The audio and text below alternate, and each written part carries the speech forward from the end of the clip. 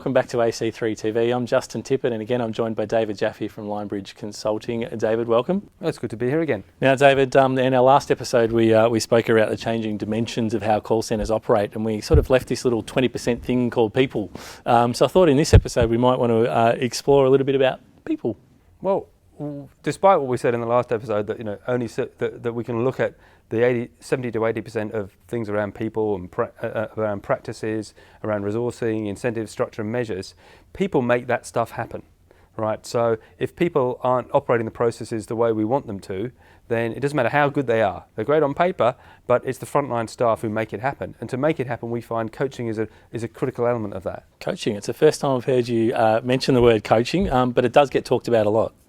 Yes, well, coaching is important, but like anything, there's good coaching and there's bad coaching. And maybe the best way to do that is for us to sort of illustrate that now and have a go at it. All right, I'm game if you are. So what's the difference? Tell me about good coaching and bad coaching. Okay, well, why don't we do a little role play where I'm your coach, Justin, and I've been looking at some data and I've got information. So I've looked at my reports, and my reports are telling me you're in the bottom 25% of performance, which is not great.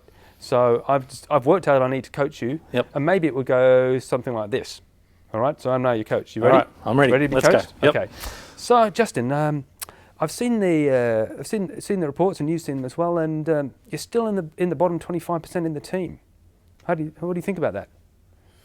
Mate, well, I've been trying. I just get tricky customers all the time, though. You reckon? Yeah, I don't know why I always seem to get the tricky ones. Yeah, because it's not just that you're not getting through as many calls as other people. It's also that you're not getting the sales results that other people are getting. You're in the bottom 25% on pretty much everything, and we've talked about it before. So I'm a bit disappointed, to be honest, that you haven't got the results we want. What do you reckon? I'm sorry. I'll get better. Do you think you could put in a big effort then? Do you reckon you could get me a 20% improvement? Aim for to be average this next week? Yeah, I'll try. Yeah. So you're gonna put in a big effort? Yep, I'll try. I'm on board. You're gonna get down your after call work and your handle times? Yep, I'm on it. And you're gonna get the sales results? Yep, we won't be having this conversation again. Fantastic. I'm looking forward to it, mate. Well done. Thanks. No worries. I'll look forward to it. So that's what could happen. We call that scenario like the American coach. Right. Because all we've done is kind of go, give me more, try harder. It's kind of not sustainable. And I reckon you would have felt as a person being coached that you don't really know what to change. Yeah, I've got absolutely no idea other than I've just got to try harder. You've got to try harder. How long can you try harder for? You're probably already trying hard. I'm trying Most as hard as I people can. they don't want to be in the bottom 25%, right? Yep, of course, yep. But they don't know how to get out. So that's bad coaching. That's coaching driven by purely information. All right, well, you've got me. Give me some good coaching. Okay. So good coaching, we find we have to back up information with what we call observation. So I actually have to sit down and look at what you're doing. And I have to understand it well enough what good looks like to be able to give you some really detailed tips, normally one at a time, so that you can kind of get it. It's like a golf coach or a swimming coach. I don't know if you've had golf lessons or swimming lessons or been coached on something. I haven't improved well at golf either, but I'm trying. But a bad golf coach gives you 5 things to work on all at the same time, and they're getting you to poke your hip up and bend your elbow and straighten this and do that. And most people can't do 5 new things or different things all at the same time. Especially men. Right. They can do one. Right. Hit the next 5 balls with your weight more on your left leg. Well, I can do that. Right. So we have to do the equivalent of that in coaching, is to pick on one thing that we think will start to make a difference. So that means we have to be a lot more patient. While we want that sweeping improvement, we have to pick on the little things that will help get people on the road to that improvement. Yep. So it's not like necessarily big ticks that we're going to get in one go. But we have to give people those things that will make a difference. And then and if you like, the results are an outcome. So I have to back up my information with observation. So we try a different session. Let's give it a whirl.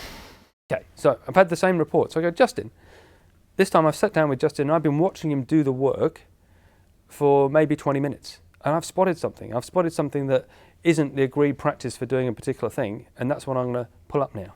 Okay. So let's try that. Yep.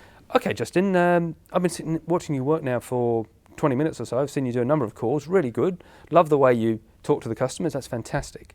But I had noticed, do you remember when we did those workshops recently? We talked about the fact that a lot of the time now we don't need to write as many notes. Right? Yeah, do you remember that? Yeah, I remember that. Yeah, right. I don't know, I just kept bloody forgetting to do it. Can you remember what that was about? Can you remember that was about when we've already got a good record of the transaction? we kind of don't need a note. It's not really adding much. If we already know that the customer did one of those, writing customer did one of those doesn't really help very much, right? Yeah, makes sense. So what I'd like you to do on the next few calls while I'm sitting with you is anytime you record a transaction, no notes. Do you think you can try that? Yeah, okay. All right, give it a crack. Let's give that a crack, and I'll be here. And if you're not sure, you can always just ask me, and I'll go yes, no, right, and I'll give you a bit of a hint, and you can take it from there. Should we try that for the next few calls? Sure, let's give it a go. Yep. Okay, so it feels different. I've given you something very specific to work on, which could, on those particular calls, make a huge difference. Maybe now I've got you 20 seconds a call, right, on an agreed way of doing stuff. So that's the sort of thing we need. We find you need to get very detailed, but be patient. Yep. And that's good coaching. But to do that, I need to know what good looks like, I need information, and I need observation. And that's what we preach really hard in the marketplace. Yep, fantastic. Okay, well, again, as per usual, you always have a nice case study that our viewers can refer to. Have you got one for this one? Well, we have. It's actually one of the papers we mentioned originally about what makes an effective operating model. And in there we describe the different elements you need and the role that coaching plays in the case study we refer to at the end.